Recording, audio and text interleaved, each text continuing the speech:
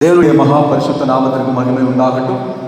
மீண்டும் ஒரு முறை உங்கள் மத்தியில் விதமாய் கடந்து வந்து தேவ வார்த்தை பகிர்ந்து கொள்ள தேவன் தந்த அருமையான அந்த வாய்ப்புக்காக சபை பெரியவர்கள், போதகர்கள் எல்லாருக்கும் என்னுடைய நன்றியை தெரிவித்துக் கொள்கிறேன். இந்த நாளில் கொடுக்கப்பட்ட தலைப்பு sharing God's pain, mission Sunday அப்படின்னு கொடுத்துருக்காங்க. தேவனுடைய வேதனையை பகிர்ந்து கொள்ளுதல். 4 வாக்கிய பாகங்கள் அதற்கு ஆதாரமாய் கொடுக்கப்பட்டது. ஏசாயாவில் நம்ம வாசித்தோம், சங்கீதம் 40ஆம் அதிகாரத்தில், லூக்கா 10ஆம் அதிகாரத்திலேயும், ஆக்ட்ஸ் சாப்டர் 9லையும் ஒரு சில வசனங்கள் கொடுக்கப்பட்டிருக்கிறது. மிஷன் சண்டே அப்படின்னாலே பொதுவாக இந்தியா முழுவதும் ஒரு மிஷன் ஃபீல்டு, இல்லைன்னா சொல்லலாம் முழு உலகமே ஒரு மிஷன் ஃபீல்டு என்று சொல்லலாம். தேவன் தம்முடைய ஒரே பேரான குமாரனாகி இயேசு கிறிஸ்துவை இந்த பூமிக்கு முதல் மிஷனரியாக அனுப்பினார் என்று கூட நம்மால் சொல்ல முடியும். மிஷன் என்றாலே சொல்லி அனுப்புவது, நான் போகிறேன் இல்லை என்றால் அனுப்பப்படுவது என்று சொல்லி இந்த 4 பாகங்களிலும் பொதுவாக காணப்படுகிறது என்னவென்று சொன்னால் அனுப்பப்படுகிறது. இன்றைக்கும் அனுப்பி கொண்டே இருக்கிறோம். பலத்த பெரிய காரியங்களை தேவன் நம்முடைய தேசத்தில் முழு உலகத்திலையும் செய்து கொண்டிருக்கிறார். நம்முடைய பாரத தேசமே இன்றைக்கு நானும் நீங்களும் கிறிஸ்தவர்களாக இருக்கிறோம் என்று சொன்னால், இயேசு கிறிஸ்துவுக்கு பின்பு தோமா போன்ற அப்போஸ்தலர்கள், நூற்றுக்கணக்கான மிஷனரிகள் வந்து ஆசீர்வதிக்கப்பட்ட ஒரு உன்னதமான தேசம். நானும் நீங்களும் தேவனுக்கு மிக மிக அதிகமாய் கடமைப்பட்டிருக்கிறோம். அந்த பொறுப்புணர்வோடு இந்த காலவேளையில் தியானிக்க வேண்டிய ஒரு பாகம் என்னன்னா, தேவனுடைய வேதனை, ஷேரிங் காட்ஸ் பெயின். தேவனுடைய அன்பு தெரியும், தேவனுடைய கிருபை தெரியும். அது என்ன தேவனுடைய pain? What is God's pain? தேவ அன்பு எப்போ தேவனுடைய பெயினா மாறிச்சு? கொஞ்சம் ஆலோசிக்க வேண்டிய ஒரு விஷயம். 2 விதமான மக்கள் கூட்டம். there are 2 people groups in the world. ஒன்று வந்து ஆண்டவரை அறியாத ஜென்டைல்ஸ், சர்ச்சுக்குள்ள இருக்கிற காட்ஸ் பீப்புள். 2 பேர் தான். வெளியே இருக்கிற ஆண்டவருடைய பிள்ளைகளுக்கு, அதாவது Gentiles, புறஜாதியாருக்கு, they need God's love. அப்படி இருக்கிற நேரத்தில் காட்ஸ் பெயின் அப்படிங்கிறது எப்படி வந்துச்சு? முழு வேதாகமத்தை வாசித்து பார்த்தீங்கன்னா, தேவனுடைய வேதனை என்பது தேவனுடைய பிள்ளைகளை குறித்தது என்பதை நம்மால் பார்க்க முடியும். ஆதியாகமம் முதல் வெளிப்படுத்துதல் வரைக்கும் நிறைய வசனங்களை பார்க்கலாம். ஆதியாகமம் 6:6, ஜெனிசிஸ் சாப்டர் 6:6, மனுஷனை உண்டாக்கினதற்காக நான் விசனப்படுகிறேன், மனஸ்தாபப்படுகிறேன் என்று சொல்லி தன்னுடைய ஆதங்கத்தை ஆண்டவர் வெளிப்படுத்துகிறார். வேதம் முழுவதும் தேவனுடைய வேதனையை நம்மால் பார்க்க முடியும். வெளிப்படுத்தல் வரும் பொழுது, ஆதியிலே கொண்டிருந்த அன்பை நீ விட்டுவிட்டாயே என்று கலங்குகிறத பார்க்கிறோம். ஏசாயா நம்ம வாசித்த பகுதியில் தீர்க்கதரிசி அவர்கிட்ட சொல்றாரு, யார் எனது காரியமாய் போவா, எனக்காக யார் இருக்கிறா? அவருடைய உள்ள குமரர் சொல்றாரு. எரேமியாட்ட சொல்றாரு, மாயையை நம்பி என்னை விட்டு தூரம் போவதற்கு என்னிடத்துல என்ன அநியாயத்தை நீங்கள் கண்டீர்கள்? ஆகாய் தீர்க்கதரிசி சொல்றாரு, என் வீடு பாழாய் கிடக்கும் பொழுது அவனவன் தன் தன் வீட்டுக்கு ஓடி போகிறது என்ன? இப்படி நிறைய வசனங்கள் பார்த்துட்டு இருக்கலாம். வேதத்தில் இருக்கிற அத்தனை புத்தகங்கள், 66 புத்தகங்கள்ல சுவிசேஷ புத்தகங்கள் தவிர மீதி எல்லாமே தேவனுடைய பிள்ளைகளுக்காக எழுதப்பட்டதுதான். தீர்க்கதரிசி புஸ்தகங்கள் எல்லாம் பாருங்க, தேவ ஜனங்களுக்காக எழுதப்பட்டது. பவுலப்போஸ்தலன் எல்லா சபைகளுக்காக எழுதுகிறார். வெளிப்படுத்தல் இருக்கிற எல்லா காரியங்களும் பாருங்க, 7 சபைகளுக்கு எழுதுகிறார். மொத்தத்தில் தேவனுடைய பாரம், தேவனுடைய வேதனை, அவருடைய நேச்சர், இதைத்தான் என்ன செய்யறார்? தேவ பிள்ளைகளோடு கூட பகிர்ந்து கொள்கிறார். ஏன்னா என் வாழ்க்கையில் இருக்கிற transformation, it brings salvation to the world. தேவ அன்பு சரியான விதத்தில் என் மூலமாக வெளிப்படாத பொழுது, அதை நான் பகிர்ந்து கொள்ள தவறும் பொழுது, உலகத்தில் இருக்கிற நான் அந்த உலகம் எனக்குள்ள வரும் பொழுது, என்னை குறித்ததான தேவனுடைய அன்பு தேவனுடைய வேதனையாய் மாறுகிறது.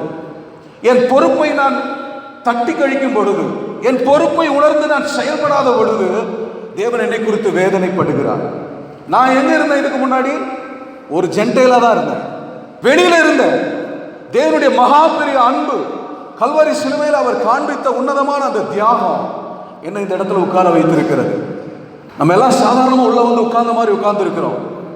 But a huge price being paid for me so that I can worship him in truth and spirit. அந்த ஒரே காரணத்துக்காகத்தான் தேவன் மிகப்பெரிய ஒரு வேலையை கல்வாரி சிலுவையில் கொடுத்திருக்கிறார். எங்க பார்த்தாலும் வேதனை. யோனாவை பார்த்து சொல்றாரு, நீ நடாத, நீ வளர்க்காத, நீ பார்க்காத ஒரு ஆமணக்கு செடிக்காக நீ பரிதவிக்கிறாயே, 120,000க்கும் மேற்பட்ட மக்கள் இருந்து இந்த நினிவே மக்களுக்காக நான் பரிதவியாமல் இருப்பேனோ? நினிவே பட்டணத்து மக்களை எல்லாம் ரட்சிப்பது ஆண்டவருக்கு ரொம்ப எளிதான காரியமா இருந்துச்சு. ஆனா தன்னுடைய ஊழியக்காரனை தான் வழிக்கு கொண்டு வருவது அவருக்கு ரொம்ப டஃபஸ்ட் டாஸ்கா இருந்துச்சு. ஜஸ்ட் லைக் தட் நினிவே மக்கள் மனம் திரும்பிட்டாங்க. ஆனா அந்த 4 அதிகாரத்திலையும் யோனாவுடைய கேரக்டர் படுற பாடம் பாருங்க. அந்த புத்தகம் முடிகிறது பார்த்தீங்கன்னா அவன் நிலைமை என்னாச்சுன்னே தெரியாது. இன்கம்ப்ளீட்டட் புக்ஸ் மாதிரி அது இருக்கு. தேவன் தன்னுடைய ஆதங்கத்தை சொல்லி அப்படியே அங்க முடிக்கிற ஷேரிங் காட்ஸ் பெயின். உன் துக்க நாட்கள் முடிந்து போகும். எல்லா வீடுகளில் எல்லாருக்கும் பிடித்த வாக்குத்தத்த வசனம். ஆனால் தேவனை நான் துக்கப்படுத்துகிற நாட்கள் எப்போ முடியும் என்பதை நானும் நீங்களும் ஆலோசிக்கணும். அநேக நேரங்களில் நானும் நீங்களும் என்ன பண்ணிட்டு இருக்கிறோம்? பரிசுத்த ஆவியானவரை துக்கப்படுத்தி கொண்டே இருக்கிறோம். அந்த நாட்கள் எப்போ முடியும்? ஆண்டவர் இடத்துல கேட்கிற அநேக கேள்விகள். இதையெல்லாம் என்னிடத்துல இண்டிவிஜுவலா ஆண்டவர் கேட்டா, what will be my response? How I am going to answer my God? ஏசப்பா சொல்றாரு, எருசலேமே, கோழி தன் குஞ்சுகளை சேர்ப்பது போல எத்தனையோ தடவை என் செட்டைகள் உன்னை சேர்க்கணும்னு ஆசைப்பட்டேன். ஆனா உனக்கு என்ன ஆகி போச்சு? மனதில்லாமல் போய்விட்டதே. என் வீடு எல்லாருக்கும் ஜெப வீடு. ஆனா நீங்க அதை என்ன ஆகிட்டீங்க? You made it as a commercial complex. பேதுரு பார்த்து சொல்றார், 1 மணி நேரம் விழித்திருக்க கூடாதா? பவுல் சொல்றார், நாள்தோறும் சபைகளை குறித்த வேதனைகள் என்னை நெருக்கி ஏறிக்கொண்டிருக்கிறது. கலாத்திய சபை பார்த்து சொல்றார், ஆவியிலே ஆரம்பமான நீங்கள் மாம்சத்திலே முடிந்து போகிறீர்களோ? தேவன், குமாரன், பவுலப்போஸ்தலன் எல்லாம் புலம்பி தள்ளுறாங்க. யாரை குறித்து? வெளியிருக்கிற ஆட்களை குறித்து அல்ல, என்னை குறித்தும் நம்மை குறித்தும். பெற்றோர்கள் நாமும் நீங்களும் வீட்டை விட்டு வெளியே போயிட்டு சாயங்காலம் வீட்டுக்கு வருவோம். நம்முடைய பிள்ளைகள் ஆசையோடு கூட நம்மளை வந்து பார்ப்பாங்க, கையை தான் பார்ப்பாங்க. அப்பா இது வாங்கிட்டு வந்திருக்காங்களான்னு, மம்மி ஏதாவது வாங்கிட்டு வந்திருக்கலாங்களான்னு. ஏன்னா அவங்க பிள்ளைங்க அப்படி தான் இருப்பாங்க. நானும் நீங்களும் அநேக நேரத்தில் அப்படி தான் இருக்கிறோம். எப்பவும் ஆண்டவருடைய கரங்கள் இருக்கிற திரளான ஆசீர்வாதங்களை பார்க்குறோம். But how many of us looking at his heart? It's full of burden. His hands are full of blessings, but his heart is full of burden and pain. சின்ன பிள்ளைங்க மாதிரி still we are looking unto his hands. I need only blessings. அதே பிள்ளைங்க வீட்டுக்கு வரும்போது, அப்பா தண்ணி குடிக்கிறீங்களா, coffee போட்டு தரவா, டீ குடிக்கிறீங்களான்னு சொல்லும்போது அந்த ஒரு வார்த்தை அன்னைக்கு ஃபுல்லாக அந்த லாங் டே அப்படின்னு சொல்லுவாங்க பாருங்க, அப்படியே மெல்ட் ஆயிடும். அந்த ஒரு வார்த்தை போட்டு கொடுக்குறோமோ இல்லையோ, அது நெக்ஸ்ட் அந்த பேர்டனை பகிர்ந்து கொள்ளும் பொழுது என்ன நடக்காங்க? ஒரு ரிலாக்ஸேஷன் வருது. சிம்பிள். மத்தேயு 5 அதிகாரத்தில் 23ஆம் வசனம் 24ஆம் வசனம் சொல்லுது. நீங்கள் அதை வாசித்து பார்த்து Matthew chapter 5 verse 23 and 24. Mission அப்படின்னு வரும்போது பார்த்தீங்கன்னா there are 2 kinds of missions. அதுதான் ரொம்ப முக்கியம். நம்ம வந்து ஒரு சின்ன வட்டத்துக்குள்ளே அனுப்பிட்டோம், ஏதோ கொஞ்சம் காணிக்கை கலெக்ட் பண்ணி ஏதோ கொஞ்சம் மிஷினரி ஆர்கனைசேஷன் அனுப்புகிறோம். அதுதான் இன்றைக்கி மிஷினரி ஒர்க்கனே ஆகிப்போச்சு. Who wants our money? Our God is a king of king. அவர்கிட்ட இல்லாத ட்ரெஸ்ஸரே இல்லை. அவ்வளோ பெரிய ஆசீர்வாதத்துக்கு சொந்தக்காரர். எல்லா நாட்டுக்கு கரன்சியும் பிரிண்ட் பண்ணுற இல்லைன்னா ஹேண்டில் பண்ணுற ஒரே கவர்மெண்ட் பரலோக கவர்மெண்ட் தான். டாலர்னா டாலர், ரியால்னா ரியால், ருபீஸ்னா rupees. He can send any amount of money to anybody. Money is not at all a matter in the kingdom of God. நீ பலிபீடத்தில் உன் காணிக்கையை செலுத்த வந்து உன் பேரில் உன் சகோதரனுக்கு குறை உண்டு அங்கே நினைவு கூர்வாயாகில். அங்கேதானே பலிபீடத்தின் உன் காணிக்கையை வைத்து விட்டு போய் முன்பு உன் சகோதரனுடைய ஒப்புரவாகி பின்பு வந்து உன் காணிக்கையை செலுத்து. Giving is an act of worship. Anything happening in this building is an act of worship. It must be. காணிக்கை போட வரும் பொழுது பரிசுத்த ஆவியானவர் பேசுவார்.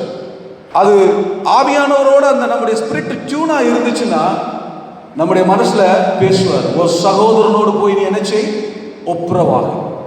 இல்லைன்னா அந்த காணிக்கை அங்கேயே வச்சுட்டு போயிரு, ஒப்புரவாயிட்டு. ஏன்னா குமாரன் வந்தது, he came to do the ministry of reconciliation. ஒப்புரவாக்குதலின் ஊழியத்தை நிறைவேற்றும்படிக்கு தான் ஆண்டவர் வந்தார். ஏன் காணிக்கை வேல்யூவா இல்லைங்கிறது எப்போ தீர்மானிக்கப்படும்னா, நான் ஆண்டவருடைய பார்வையில் அக்செப்டபிளா இருக்கணும். When I am acceptable in the sight of God, my offering is also acceptable. என் காணிக்கை வரும், கலெக்ட் பண்ணி நான் மிஷன் ஃபீல்டுக்கு அனுப்புறேன்னா வேற எங்க அனுப்புறேன்னு செகண்டரி. எதை வேணாலும் வாங்கிக்கிறதுக்கு வந்து ஏதோ மலை மேல இருக்கிற விக்கிரகம் அல்ல அவரு. பரிசுத்தம் உள்ள தேவன், இரவும் பகலும் பரிசுத்தர் பரிசுத்தர் என்று ஆராதிக்கப்படுகிற தேவன். எதையாவது கொடுத்து ஏமாற்றப்பட முடியாது நம்முடைய ஆண்டவரை. நம்மளே நாமளே மோசப்படுத்திக் கொள்கிறோம். ஃபர்ஸ்ட் மிஷன் எங்க ஸ்டார்ட் ஆகுது? நான் உன் சகோதரன் உன்னை நேசித்த மாதிரி உன் சகோதரனை நீ என்ன செய்? நேசி. அதுக்கப்புறம் நீ காணிக்க கொடுக்கலாம். அதுக்கப்புறம் நம்ம மிஷன் ஃபீல்டுக்கு போகலாம். ஃபர்ஸ்ட் மிஷன் எனக்குள்ள என்ன நடக்குதுன்னு தெரியுமா? என்னை நேசித்த என் ஆண்டவருடைய அன்பை என் சகோதரர்களுக்கு வெளிப்படுத்த வேண்டும். சொந்த குடும்பத்தை என்னால் கட்ட முடியலன்னா வெளியே போய் எப்படி ஆலயத்தை கட்டுவது? சொந்த வீட்டை நடத்த முடியலன்னா நீ எப்படி போய் ஊழியத்தை பண்ணுவ? சபையை எப்படி விசாரிப்ப? First ministry should start in my home. அதுதான் பைபிள். காணிக்க கொடுக்க வர்ற என்ன நினைவு, உன் சகோதரன் நினைவு கூறுகிறார். அதே இடத்துல அடுத்த கம்யூனியன் இருக்கு, அங்க சொல்றாரு என்னை நினைவு கூறும்படிக்கு இதை செய்யுங்கள். எதை நினைவு கூறுறோம்? அவருடைய பலி, அவருடைய அன்பு. இந்த இடத்துலயே நான் வந்து அவர் ஆராதிக்க முடியல அப்படின்னா அந்த பந்தியில நான் எப்படி போக முடியும்? என்னை நினைவு கூறும்படி இதை செய்யுங்கள். வாழ்க்கையில ஒவ்வொரு இடத்துலையும் நினைவு கூறும்படிக்கு தேவன் நம்முடைய வாழ்க்கையில் இடைபெற்று இருக்கிறார். அவரை மிக்ஸ் பண்ணிட்டு நம்ம எங்கேயும் போக முடியாது. அதனாலதான் சொல்றாரு, நீ சகோதரனை போய் நேசி, ஒப்புரவாயிட்டு வா. கண்ட சகோதரத்துல அன்பு கூறாட்டா காணாத தேவன் என்னிடத்துல நீ எப்படி அன்பு கூறுவாய்? ஸோ ஃபர்ஸ்ட் மிஷன் அங்கே எங்க ஸ்டார்ட் ஆகுதுன்னு பார்த்தீங்கன்னா, என்னுடைய ஓன் ஃபேமிலி, என்னோட ஓன் ஃபெலோஷிப். நான் அதுல தேவனுக்கு உகந்த பலியாக என் வாழ்க்கையை மாற்றணும். ஆபேலையும் அவன் காணிக்கையும் கர்த்தர் அங்கீகரித்தார். ஆபேலுடைய காணிக்கை அங்கீகரிக்கப்பட வேண்டும் என்று சொன்னால் first Abel should be acceptable in the sight of God. அப்பதான் அது முக்கியம். ஏசாயா தேவ சன்னதிக்கு வர்றான், பெரிய விஷன் அவனுக்கு கிடைக்கிறாங்க. was able to see a wonderful vision about heaven. அங்க இருக்கிற ஆராதனை கூடாரத்தை அவன் பார்க்கிறான். நானா இருந்தா என்ன பண்ணிருப்பேன்? அந்த பெரிய விஷன் அப்படியே புஸ்தகமா எழுதி சீடியா போட்டு வித்து காசாக்கி இருப்பேன். ஆனா இவன் என்ன சொல்றான்? I am unholy. இவ்வளவு பெரிய பரிசுத்தமான காரியத்தை பார்க்கிறதுக்கு என் கண்கள் பார்த்துச்சே. அவங்க எல்லாம் பரிசுத்தர் பரிசுத்தர்னு ஆராதிக்கிறாங்க. ஆனா நான் அசுத்த உதடுகள் உள்ள மனுஷன். நான் தேவ சந்நிதியில வரும்போது how much I am unholy அப்படிங்கிறது வெளிப்பாடு ஆகுது. உடனே ஆண்டவர் அவனுடைய பரிதாபத்தை பார்த்து உடனே அவனை என்ன செய்யறாரு? பரிசுத்தப்படுத்துகிறார். அவனுடைய நாவை பரிசுத்தப்படுத்துகிறார், அவனை பரிசுத்தப்படுத்துகிறார். First vision. ரெண்டாவது அவன் என்ன கேட்கிறான்? தேவ சத்தத்தை கேட்கிறான். அது என்ன சத்தம்? யார் எனக்காக போவா? தேவனுடைய பெயின், agony. ஏன்னா வெளியில எல்லாம் செத்துட்டு இருக்காங்க. Who will go and proclaim my gospel? யாரையாவது அனுப்புங்க ஆண்டவரேன்னு சொல்லல. I am here Lord. என்னை அனுப்பும், நான் போறேன். தரிசனம் வரும் பொழுது I can recognize my responsibility. தேவ சன்னிதானத்துல when I become holy, I can easily come to know that what is my responsibility. It is not sending somebody, nothing wrong in that, but what I am doing here. எல்லா சபைகளும் காணிக்க அனுப்புறாங்க, mission support பண்றாங்க. ஆனா நான் என்ன பண்றேன்? சர்ச்சில் லோக்கலா நான் என்ன பண்ணிட்டு இருக்கேன்? That is important.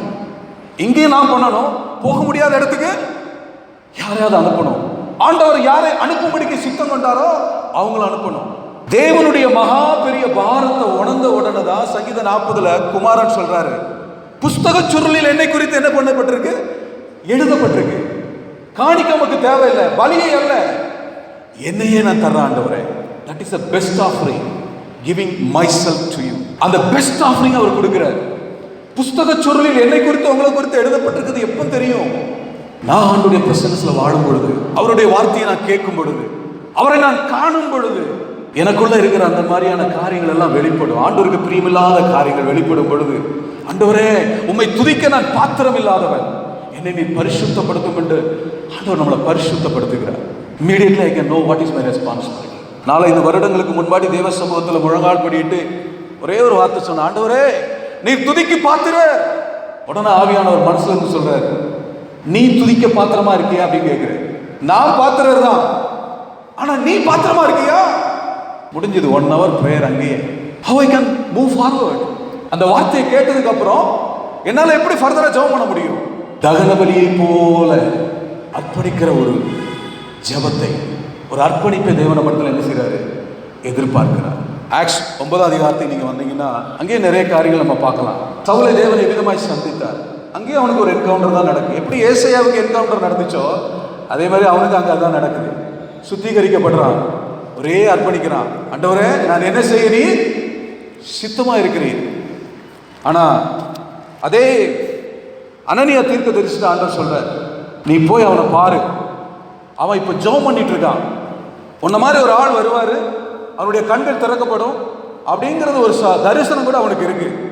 உடனே அனனியா என்ன சொல்றா, ஆண்டவரே, இந்த மனுஷன் எருசலேமில் உள்ள உம்முடைய பரிசுத்தவான்களுக்கு எத்தனையோ பொல்லாங்குகளை செய்தான் என்று அவனை குறித்து அநேகரால் கேள்விப்பட்டிருக்கிறேன். இங்கேயும் உம்முடைய நாமத்தை தொழுது கொள்ளுகிற யாவரையும் கட்டும்படி அவன் பிரதான ஆசாரியர்களால் அதிகாரம் பெற்றிருக்கிறானே. மிஷன் ஃபீல்டில் இருக்கிறவங்களுக்கு உள்ள பெரிய சேலஞ்ச் என்னன்னா, நம்ம சுற்றி எத்தனை பேர் அதிகாரம் பெற்றிருக்கிறார்கள் என்கிற கவுண்டிங் தெரியும். அதுதான் இவனும் சொல்றான். ஆண்டவர் வந்து சொல்றார், நீ போ, go and meet him, go and pray for him அப்படிங்கும்போது இவன் ஆண்டவருக்கே சொல்றான், ஆண்டவரே, அவனை பத்தி நிறைய நான் கேள்விப்பட்டிருக்கேன், சர்ச்சஸ் எல்லாம் என்ன பண்ணிட்டு இருக்கான், ஸ்பாயில் பண்ணிட்டு இருக்கான், இங்கேயும் வந்து சில காரியங்களை செய்யும்படிக்கு he has been giving power, நிறைய அதிகாரம் அவனுக்கு ஒடுக்கப்பட்டிருக்கு. பேசுறவர் யாருக்கதே மறந்துட்டான். இவர் யார் தெரியுமா? வானத்திலும் பூமியிலும் சர்வ அதிகாரம் எனக்கு கொடுக்கப்பட்டிருக்கு. மேலே வானத்தில் கீழ் பூமிக்கு மேல ரட்சிக்கப்படுவதற்கு வேற ஒரு நாமமே இல்லை. அந்த ஒரு நாமம் இருந்தா போதும், எல்லாத்தையும் ஓவர் கம் பண்ணலாம். சேலஞ்சஸே பார்த்துட்டு இருக்காங்க மிஷன் ஃபீல்ட்ல. அதே சொல்லிட்டு ஆண்டவர் சொன்னாரு, நீ துன்பப்படுத்துகிற இயேசு, I am Jesus whom you are persecuting. என்ன செய்யறோம்னா, அனனியா மாதிரி நம்ம என்ன பண்றோம்னா, we always looking at the challenges. என் கூட இருக்கிற ஆண்டவர் யாரு? வசனம் மட்டும் சொல்லுவோம், எனக்குள்ள இருக்கிற ஆண்டவர் இந்த உலகத்தில் இருப்பவனிலும் பெரியவர். அப்ப ஏன் நான் போக மாட்டேங்கிறேன்? ஏன் என்னால சேலஞ்சஸ் ஃபேஸ் பண்ண முடியல? ஏன்னா என்னோடு இருக்கிற ஆண்டவருடைய பலம் என்ன, அதிகாரம் என்ன அப்படிங்கிறத நான் பார்க்காம என்னை சுற்றி இருக்கிற பொலிட்டிக்கல் பார்ட்டிஸ், ரிலீஜியஸ் ஆர்கனைசேஷன்ஸ், அவங்க பண்ற காரியங்கள், வாட்ஸ்அப்பில் யூடியூப்ல வர்ற ஃபார்வர்டிங்ஸ், இதையெல்லாம் பார்த்து நான் என்ன செய்யறேன், என்னையே அறியாமலேயே I am about to bound. ஆண்டவர் வந்து பேசும் பொழுதுலாம், நீ போ போ சொல்லும் பொழுதுலாம், ஆண்டவரே, அவன் அதிகாரம் பெற்றிருக்கிறான், அவன் அதிகாரம் பெற்றிருக்கிறான். So what? ஏசப்பா காலத்திலிருந்து இன்னைய வரைக்கும் சேலஞ்சஸ் இல்லாத மிஷன்ஸே இல்லை. ஆனா சபை கட்டப்படலையா? கோடிக்கணக்கான சபைகள் கட்டப்பட்டிருக்கு. ஆமென். காரணம் என்ன தெரியுமா? என்னை அனுப்புகிறவர் யார் என்பது ரொம்ப முக்கியம். அவர் யார், அவர் ஏன் அனுப்புறார், அவருடைய பவர் என்னங்கிறத நான் தெரிஞ்சுக்கிட்டேன்னா I never bother about anything outside. போன வாரத்தில் ஒரு அம்மா யூஎஸ்ல இருந்து ஃபோன் பண்ணாங்க. Some issues. ஆப்பிரிக்காவில் டிபி ஜோஷுவாட்ட இருந்து ஆயில் குரியரில் வாங்கிக்கிறாங்க. விஜயவாடாவில் எங்கேயோ ஒரு மினிஸ்ட்ரியிலேருந்து ஆயில் வாங்கிக்கிறாங்க. ஆமா, நீங்களே என்ன செய்யலாம், உங்களுக்கு ஆயில் தான் அப்ளை பண்ணா you can pray about yourself. Nothing wrong getting oil. ஆப்பிரிக்கால இருந்து யூஎஸ்க்கு என்ன பண்றாங்க, குரியர்ல வரவழைக்கிறாங்க. இவங்க யாரு? ஒரு கிறிஸ்டியன் ஃபேமிலியில பிறந்த ஒரு பொண்ணு, 45 வருஷம். உங்க அதிகாரம் என்ன உங்களுக்கே தெரியலையா? விசுவாசிக்கிறவர்களால் நடக்கும் அடையாளங்கள் என்ன? எவ்வளவு காரியங்கள் இருக்கு. இதுதான் ஆண்டவரை வேதனைப்படுத்துது.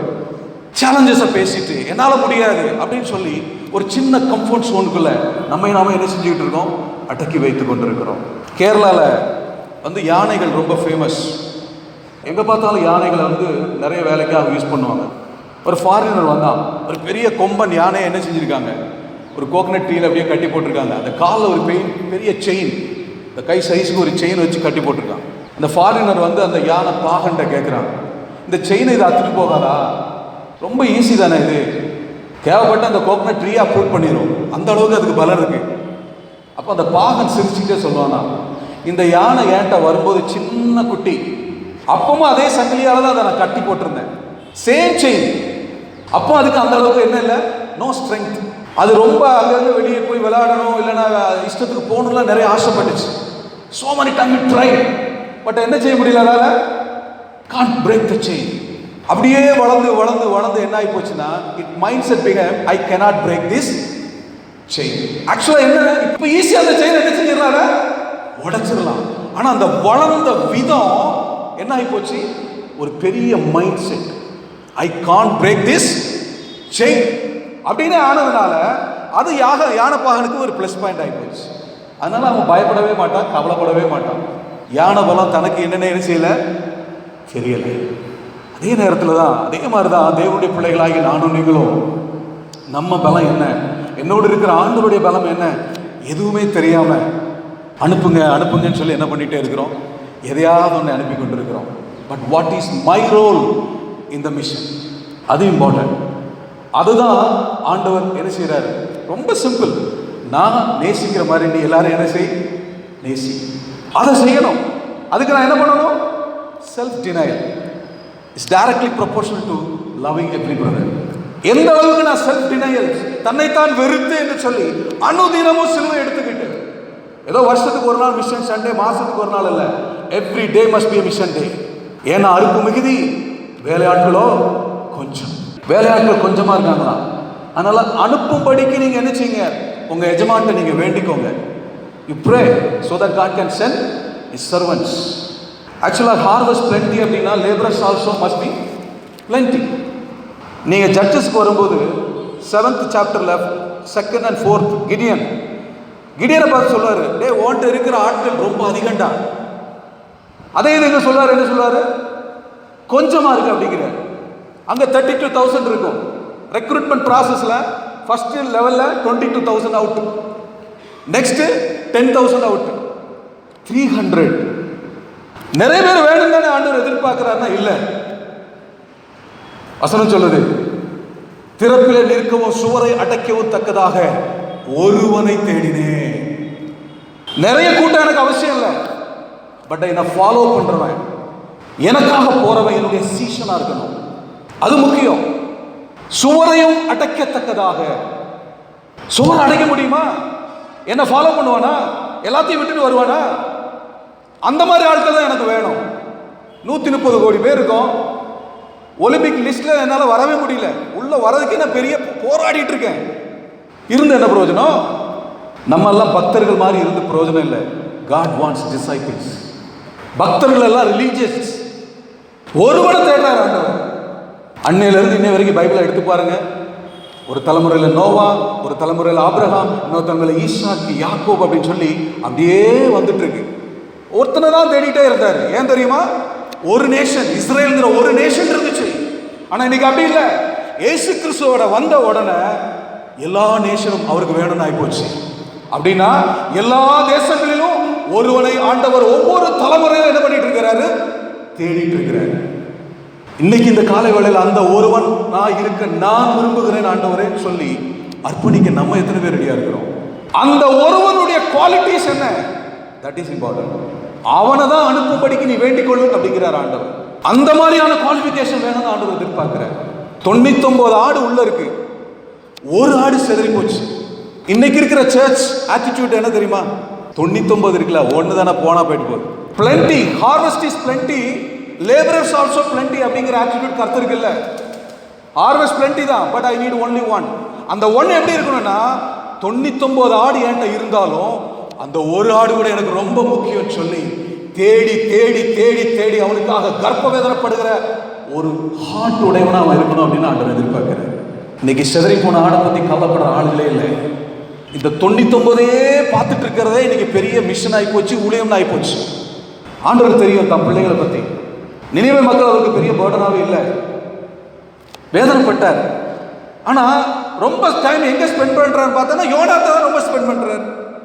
யோனாவோட போராடி இருக்கார். 5 ஊழியத்தை கொடுத்தார். அப்போஸ்தல ஊழியம் அப்படின்னு சொல்லி 5 விதமான ஊழியங்களை ஆண்டவர் கொடுத்தார். ஒன்னே ஒன்று இவாஞ்சலிசம் மாத்திரம்தான் பிரஜாதிகளுக்கு. மீதி இருக்கிற 4 மினிஸ்ட்ரி யாருக்கு? பிலீவர்ஸுக்கு. அப்படின்னா என்ன அர்த்தம்? உங்களுடைய என்னுடைய ரெஸ்பான்சிபிலிட்டிஸ் ரொம்ப முக்கியம். அதனால தான் பவுல் சொல்றான், மற்றவனுக்கு பிரசங்கிக்கிற நானே ஆகாதவனாய் போய்விடாதபடிக்கு என்ன செய்யணுமா? எச்சரிக்கையா இருக்கணும்ன்றான். அவனுக்கு தெரியும் ஃபர்ஸ்ட் மிஷன் நான் ஆண்டவர் மாதிரி மாறணும். அந்த டிரான்ஸ்ஃபர்மேஷன் எனக்குள்ள வரணும். எனக்குள்ளேயே அந்த மாற்றம் இல்லைன்னா how can I bring transformation in the society? It's not possible. பயப்படுறான். அவனுக்கு கிடைச்ச ஸ்பிரிச்சுவல் ரெவலேஷனும் பயங்கரமா என்ன வேணாலும் பண்ணிருக்கலாம். அவ்வளவு பெரிய ஆளு. அதனாலதான் ஆண்டவர் சொல்றாரு, நீ ரொம்ப வைத்திர கூடாதுன்னு அவனுக்குள்ள ஒரு முள்ள கூட வைக்கிறாருன்னு வேதத்துல வாசிக்கிறோம். ஆண்டவர் அதை பாதுகாக்கிறதுல ரொம்ப கவனமா இருக்கிறார். பிரசங்கிக்கிறனா நானே ஆகாதவனா போயிடக்கூடாது. நிற்கிறேன் என்று சொல்லி நினைத்து கொண்டு நான் என்ன செஞ்சிடக்கூடாதா, விழுந்துடக்கூடாது அப்படின்னு இன்னொரு இடத்துல எழுதுறாரு. கடைசியா சொல்றாரு, நல்ல போராட்டத்தை போராடணும். சுகமா வாழ்ந்தேன்னு சொல்லலை, வசதியோட வாழ்ந்தேன்னு சொல்லலை, நல்ல போராட்டம். கிறிஸ்துவுக்காக நம்முடைய வாழ்க்கை அனுபவிச்சோம், அர்ப்பணிச்சோம்னா இட் மஸ்ட் பி அ போராட்டம். ஓட்டத்தை முடிச்சேன், எதை காத்துக்கிட்டேன்? விசுவாசத்தை காத்துக்கொண்டேன்.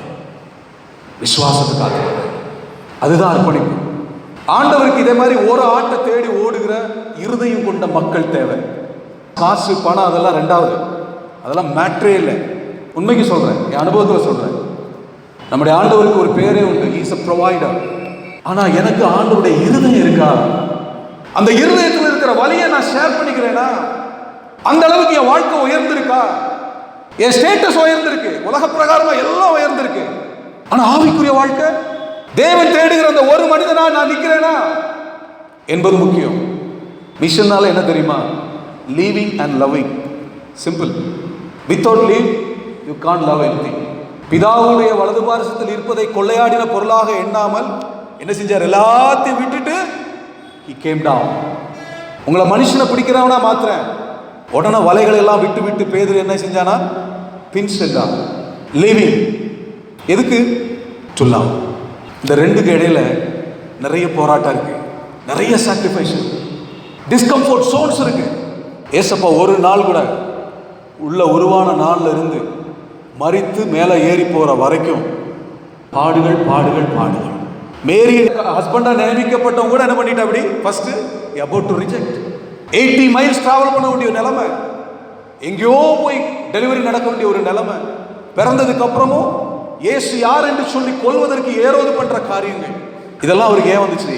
தம்முடைய அன்பை இந்த உலகத்தில் வெளிப்படுத்தி எப்படியாவது அழிந்து போகிற ஆத்துமாக்களை தன்னிடமாய் சேர்த்து கொள்ள வேண்டும். ரெண்டே ரெண்டு விதமான பெயின் தான் அவருக்கு. ஒன்று அழிந்து போகிற ஆத்துமாக்களை குறித்த பாரம், ரெண்டாவது தம்முடைய ஜனங்களை குறித்த வேதனை. இவர்கள் என் சித்தத்தை செய்ய மாட்டேங்கிறாங்களே, என் அன்பை பகிர்ந்து கொள்ள மாட்டேங்கிறாங்களே. இந்த பூமிக்குள்ள நான் அவங்கள தெரிந்தெடுத்ததே அதுக்கு தான். உள்ள கொண்டு வந்தேன், இங்க சில நிறைய ட்ரைனிங்லாம் கொடுத்தேன், மீண்டும் வெளியே அனுப்பணும், ஆனா எதுவுமே செய்ய மாட்டேங்கிறாங்களே என்கிற வேதனை. இந்த கால வேளையில தேவனுடைய வேதனை அதுதான். நான் தேடுகிற ஒரு மனிதனாக நானும் நீங்களும் மாற வேண்டும் என்பது தேவனுடைய எதிர்பார்ப்பு. 2-3 வருடங்களுக்கு முன்பாக சென்னையில் ஒரு அநாத ஆசிரமத்துக்கு கெரியர் கைடன்ஸ் கொடுப்பதற்காக நானும் என்னுடைய நண்பரும் போயிருந்தோம். அதே அநாத ஆசிரமத்தில் தான் நானும் படித்து வளர்ந்தேன். ஸ்டூடெண்ட்ஸ்க்கு எல்லா ட்ரைனிங்லாம் முடிச்சதுக்கப்புறம் தூரத்தில் ஒரு மரத்தடியில் ஒரு பேரண்ட், அவங்களுடைய அப்பா அம்மா 2 பேரும் அவங்களுடைய பையனுக்காக ஜெபம் பண்ணிட்டு இருக்காங்க. கண்களில் ஃபுல்லாக கண்ணீர். அப்படியே தூரத்துலேருந்து நானும் அவர் பார்த்துட்டு இருக்கிறோம். ப்ரேயர் முடித்த உடனே அவரே போய் பேசினார். இவ்வளோ அருமையாக ஜெபம் பண்ணுறீங்களே, நீங்கள் யார் என்ன ஏதுன்னு விசாரிக்கும் பொழுது அவங்களுக்கு கண்கள் இருந்துச்சு, ஆனால் பார்வை இல்லை. பிறவிலேயே அவர்கள் குருடர்கள். பிள்ளையை வளர்க்க முடியாதனால இந்த மாதிரி ஒரு அநாத ஆசிரமத்தில் சேர்த்துருந்தாங்க. எதுக்காக அவங்க பிள்ளைக்கு ஜெபம் பண்ணீங்க? என் பிள்ளை டாக்டர் ஆகணும், அதுவும் ஐ டாக்டராக மாறணும். எத்தனை பேருக்கு பார்வையை கொடுக்க முடியுமோ அத்தனை பேருக்கு என்ன செய்யணும்? பார்வை கொடுக்கணும் அப்படின்னு. நண்பர் கேட்டார், நீங்கள் என்ன பண்ணுறீங்க? பிச்சை எடுத்து பிழைச்சிட்டு இருக்கோம் அப்படின்னு சொன்னாங்களாம். அம்மா தப்பாக நினச்சிக்காதீங்க, இவ்வளோ அருமையாக ஜெபம் பண்ணுறீங்க, வசனமாக சொல்லி சொல்லி ஜெபம் பண்ணுறீங்களே, நீங்கள் ஏன் பிச்சை எடுக்கிறீங்க? பிளைண்ட் பீப்புளுக்குன்னு நிறைய என்ஜிஓஸ் இருக்காங்க, கவர்மெண்ட் ஸ்கீம்ஸ் இருக்குது, நான் ஏதாவது உங்களுக்கு ஹெல்ப் பண்ணட்டுமா? அவங்க சொன்னாங்களாம், ஆமாங்க, we know all the schemes, என்னென்ன பெனிஃபிட் இருக்கோ எல்லாம் எங்களுக்கு தெரியும், ஆனால் நாங்கள் அதை வேணுக்குன்னே வேண்டான்னு விட்டுட்டு பிச்சை எடுத்துட்டு இருக்கோம். காரணம் என்ன தெரியுமா? பிச்சை எடுக்கிறவங்க மத்தியில் நான் ஊழியம் செய்கிறேன், பிச்சைக்காரங்க மத்தியில் நான் ஊழியம் செய்கிறேன். ஒருவேளை நான் அந்த பிளைண்ட்னஸை காட்டி எனக்கு ஒரு கவர்மெண்ட் ஜாப் கூட எனக்கு கிடைக்கும், நல்ல இடத்துல என்னால் இருக்க முடியும். ஆனால் இந்த பிள்ளைகளை யார் சந்திப்பா?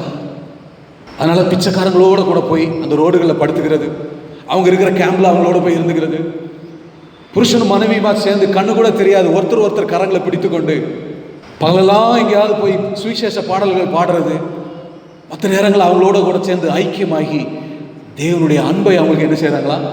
சொல்கிறாங்களா? நீங்களும் நானும் போனோன்னா என்ன தெரியுமா? நம்ம கொடுக்குற காசை வாங்கிப்பாங்க, நீங்கள் என்ன வாங்கி கொடுத்தாலும் வாங்கிப்பாங்க, ஆனால் அவங்க மாறவே மாட்டாங்க. ஏன்னா நம்ம காசு தான் அவங்களுக்கு தேவை. ஆனால் அவங்களோட அவங்களா போய் இருக்கும் பொழுது, நம்முடைய நம்பிக்கை அவங்களுக்கு சொல்லும் பொழுது, அவங்களுக்கு ஜெபிக்கும் பொழுது அவன் வேதனையை பகிர்ந்து கொள்வான். இந்த வேதனை மத்தியில் நான் அவனை கைட் பண்ணும் பொழுது அவனுக்குள்ள ஆண்டவர் இறங்கி கிரியை செய்கிறார். அதன் மூலமாக அநேக மக்கள் என்ன செய்கிறாங்க? அநேக பிச்சைக்காரர்கள் என்ன செய்கிறாங்க? ரட்சிக்கப்படுறாங்க. இதை கேட்ட பொழுது உள்ளமே நொறுங்கி போச்சு. பிச்சை எடுத்தாவது என்ன செய்யணும்? சுவிசேஷத்தை காஸ்பலை சொல்லணுன்றவங்க இந்த பூமியில இன்னும் இருக்காங்க. இன்னைக்கு அவங்க வேணா பைத்தியக்கார மாதிரி இந்த பூமியில பிச்சை எடுக்கிற மாதிரி எல்லாரும் கண்களுக்கு காணப்படலாம். ஆனா பரலோகத்தில் அவங்களுக்கு ஆண்டவர் வைத்திருக்கிற மகிமை சாதாரணமா இருக்காது. வெக்கமா இருந்துச்சு எனக்கெல்லாம். எங்க போனாலும் காரு தான், என்ன வேணாலும் செய்யறோம். என்ன கம்ஃபர்ட் சோனை விட்டு நான் வெளியே வந்தேன். ஆண்டவருடைய பாரத்தை பகிர்ந்து கொள்ளும்படிக்கு நான் விட்டது என்ன? நான் பெற்றது அதிகம். இயேசுவின் நாமத்தில் I have received everything. Still I am praying about many things. But what I left for the sake of God's kingdom, எதை நான் இழந்திருக்கேன், எதை நான் விட்டுருக்கேன்? Just to show the love of God, to express it. 7 மாசம் முடிஞ்சிருச்சு. 2 corona வந்ததுக்கு அப்புறம் நானும் நீங்களும் இன்னைக்கு உயிரோடு இருக்கிறோம்னா அது தேவ கிருபை. ஏன் தப்பித்து கொண்டு வந்தார்? இந்த 7 மாசத்துல எத்தனை பேருக்கு நான் சுவிசேஷம் சொல்லியிருப்பேன்? You know the power of this gospel. அந்த அநாத ஆசிரமத்தில் நான் வளரலைன்னா இன்னமும் சர்ச்சுக்கு வெளியே தான் இருந்திருப்பேன். மிஷனரிகள் தியாகமாக கொடுத்த மிஷனர்னா என்ன சொன்ன? சாக்ரிஃபைஸ். எத்தனையோ பேர் தங்களுடைய வாழ்க்கையை சாக்ரிஃபைஸ் பண்ணி கொடுத்த காணிக்கல படிச்சு வளர்ந்தவனா. அதனால தான் ஆண்டவர் சொன்னார், மிஷன்கிறது என்னன்னா என்னையே நான் ஆண்டவருக்கு அர்ப்பணிக்கிறேன். என் சொந்த சகோதரத்தில் அன்பை காட்டுறது, வெளியே போய் திரும்ப காட்டுறது, காணிக்கை கொடுத்துட்டு தப்பித்து போகிறது அல்ல வாழ்க்கை. மிஷனரி ஃபீல்டு தப்பு கிடையாது கொடுக்கிறது. But what I am doing, that is very very important. அதனால் நம்முடைய வாழ்க்கை ஒரு விஷயம் கூட சீர்தூக்கி பார்த்துக்கொள்ளும். Always looking at the hands for his blessing, nothing wrong. At the same time let us seek his heart. What is in his heart? அவருடைய இருதயத்தில் என்ன இருக்கு? I am here Lord, I am here. ஏதாவது சொல்லுங்க. இனி வாழ்க்கையில மிஞ்சி இருக்க நாளையாவது நான் உமக்காக பயன்படுத்தணும்னு நினைக்கிறேன். என் காணிக்கை மாத்திரம் இல்லை, என்னையே நான் கொடுக்கிறேன். Please give me a chance to glorify holy name, to express your love, unconditional love. Please give me a chance. அர்ப்பணித்துக் கொள்வோம். கர்த்தர் இந்த வார்த்தையை ஆசீர்வதிப்பாராக. ஆமென்.